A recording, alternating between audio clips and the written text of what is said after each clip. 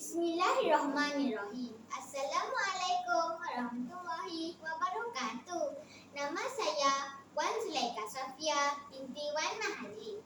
Saya sekolah di Sekolah Kebangsaan Perak Tenggara 5 dalam tahun 5 imtiaz. Saya merupakan anak sulung daripada 3 orang adik-beradik. Sebagai anak sulung, saya mempunyai peranan dan tanggungjawab yang sangat besar. Saya perlu berusaha menunjukkan contoh teladan yang baik kepada adik-adik saya agar kami semua jadi anak yang soleh dan solehah. Di sekolah, saya telah dilantik sebagai pengawas pusat sumber semenjak saya berada di tahun 3 lagi.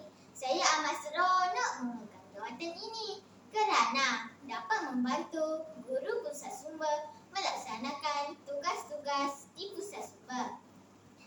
Saya juga sering diberi peranan untuk bersama-sama menjayakan program-program yang berkaitan dengan budaya membaca.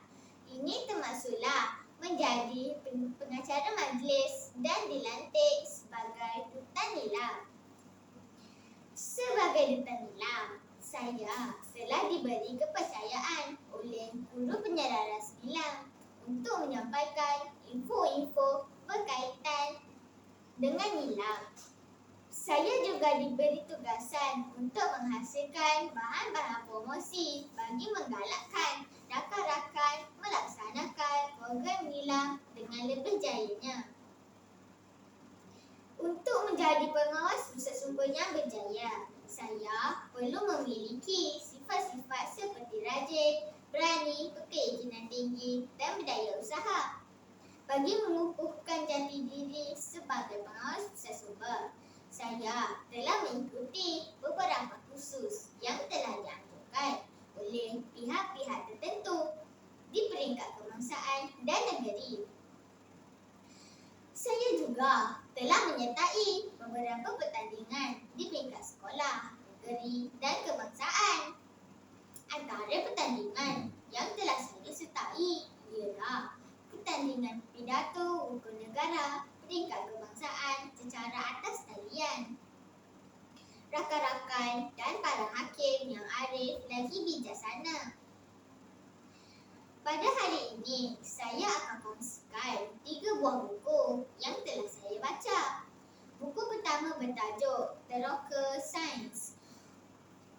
Buku ini ditulis oleh Dr. Wang Fahmi dan diterbitkan oleh Rocker Science yang berhad pada tahun 2019. Buku kedua pula bertajuk Rahsia Tentera Imun. Buku ini ditulis oleh Dr. Tauhid Nur Azhan dan diterbitkan oleh PTS pada tahun 2014. Buku ketiga pula bertajuk Cinta Ibu ke Syurga, ditulis oleh Nana Syazana dan Haidar Kamil Zaman dan diterbitkan oleh syarikat Blink Trading Sedia Berhad pada tahun 2020. Seterusnya, saya akan membicarakan buku yang bertajuk Cinta Ibu ke Syurga. Buku ini mengandungi 48 surat. Buku ini sangat menarik kerana ia mengandungi nilai-nilai moral yang sangat tinggi. Allah SWT telah berfirman dalam surah Al-Isra ayat ke-27. Dan Tuhanmu telah memerintahkan supaya kamu jangan menyembah selain Dia.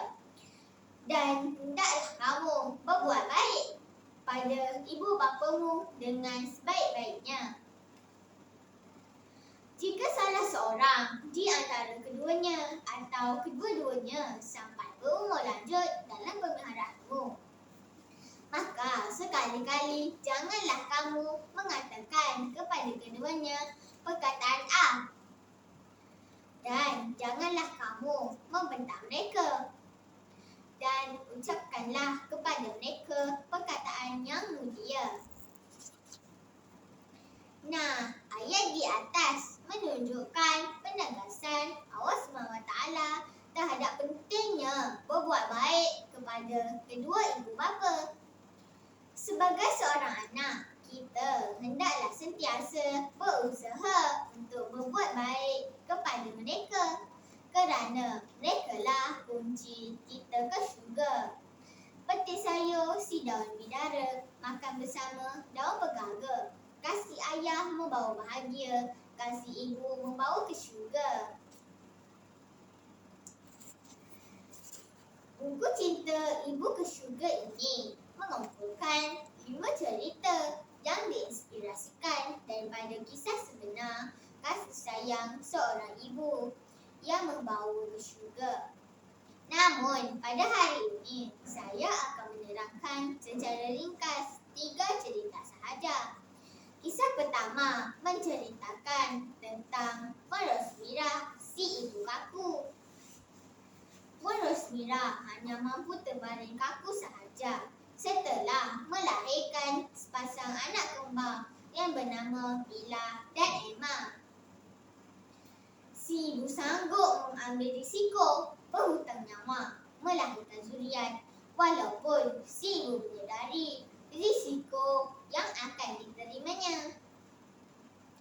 Walaupun tidak berjaya, namun si ibu tetap berusaha melawan penyakitnya supaya dapat hidup bersama anak-anaknya. Kegigihan seorang ibu akhirnya terjawab apabila setelah hampir 20 tahun ia mampu melihat anaknya membesar di hadapan matanya. Begitulah kisah bagaimana seorang ibu yang sanggup berkorban jiwa raganya demi memastikan anak-anaknya mendapat kasih sayang seorang ibu.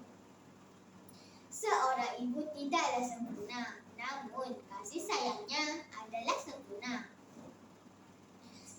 Kisah yang kedua pula bertajuk Si Ibu Hidup. Kisah ini menceritakan tentang seorang ibu yang mempunyai anak yang mengidap autisme. Pelbagai cabaran terpaksa ditemuinya, terutama apabila anaknya sering dibuli. Sehinggalah pada suatu hari, beliau menerima surat daripada guru anaknya yang menceritakan tentang kenakalan anaknya di sekolah. Namun, si ibu merahsiakan tentang isi kandungan surat tersebut apabila ditanya oleh anaknya. Sebaliknya, dia mengatakan bahawa gurunya memuji anaknya yang berkelakuan baik di sekolah supaya anaknya tidak merasa sedih dan berputus asa. Berkat doa dan kesabaran ibunya, akhirnya anaknya menjadi seorang yang berjaya. Ibunya telah menjadi hero dengan menyelamatkan anaknya daripada menjadi orang yang berputus asa. Kisah yang ketiga pula bertajuk Si Ibu di PKL. Kalaulah manusia boleh memilih takdirnya sendiri, tiada seorang manusia pun mahu dilahirkan dalam keluarga yang miskin. Dan sesungguhnya, keredaan Allah itu terletak pada keredaan orang tuanya. Kisah kali ini mengisahkan seorang anak yang malu terhadap pekerjaan ibunya, seorang pencuci Dewan Bandaraya. Si anak menyembunyikan hari terbuka yang diadakan di sekolah. Bimbang jika diketahui ibunya, maka ibunya akan datang ke sekolah. Sedangkan dia sudah memberitahu rakan-rakannya bahawa dia berasal daripada keluarga yang kaya. Namun pada hari itu, ibunya menghadiri perjumpaan tersebut apabila terjumpa surat yang disembunyikan anaknya. Dengan hati yang gembira, si ibu pergi ke sekolah bagi berjumpa dengan guru-guru anaknya. Namun sedih hatinya bukan kepalang apabila anaknya tidak mengedarkan malah menafikan bahawa dia adalah ibunya. Si anak melarikan diri apabila dipanggil oleh ibunya sehingga menyebabkan hampir dilanggar kenderaan. Namun sempat diselamatkan oleh ibunya. Si ibu parah dilanggar kenderaan, akhirnya menghembuskan nafas yang terakhir di pangkuan anaknya. Pengorbanan si ibu sangatlah besar, sanggup mengorbankan nyawa demi anaknya walaupun telah disakiti. sekali-sekali menyakiti hati kedua orang tua kita kerana dikhawatiri itulah saat terakhir kita bersama mereka. Kesimpulannya, si ibu kaku, si ibu hero dan si ibu di PKN hanyalah sebahagian watak kecil seorang ibu yang ada di dunia ini.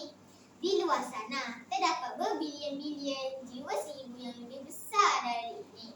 Penulis mengharap keseluruhan cerita dengan baik sekali bagi menyuntik kesedaran pada para pembaca.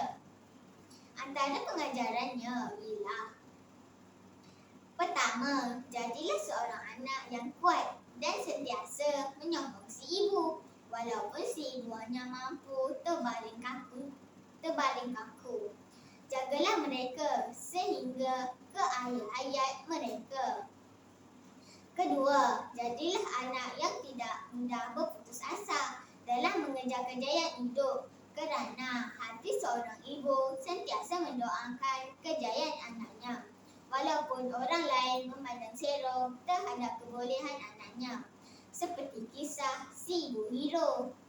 Ketiga, janganlah jadi anak yang derhaka dengan memandang rendah si ibu sendiri kerana tanpa seorang ibu kita tidak akan dapat melihat dunia ini. Kasih sayang mereka tidak mampu dibalas walaupun dengan segunung emas permata. Hargailah mereka sementara mereka masih ada. Melalui pembacaan buku ini, pengarang telah berjaya mendapat hati saya dengan mutiara kata dan pesanan ringkas yang diselitkan bersama. Penggunaan kosakata yang ringkas dan mudah dipahami juga membuatkan isi pesanannya mudah diterima. Secara tidak langsung membantu saya menambah kosakata dalam penulisan saya. Kulit buku ini juga sangat menarik dengan lukisan grafik yang memaparkan idea keseluruhan tentang buku ini. Pada pendapat saya, kekurangan yang terdapat pada buku ini hanyalah pada kurangnya grafik yang berwarna bagi menunjukkan gambaran setiap kisah supaya pembaca merasai emosi bagi setiap peristiwa yang berlaku. Akhir sekali, ingin saya katakan bahawa olahan dan susun atur buku ini sangat bagus bagi menyemai tingkah laku yang baik para pembaca terhadap kedua ibu bapa. Olahan ayat yang mudah difahami dan diselitkan dengan kata-kata hikmah amat sesuai dengan jiwa pembaca, terutama golongan remaja. Rugi jika anda tidak mendapatkan buku ini. Akhir sekali, simalah pantun dari saya. Pergi ke kebun memetik bali, bali dipetik cari yang matang. Pengorbanan ayah besar sekali, jasa dibalas, budi dikenang. Sekian, terima kasih.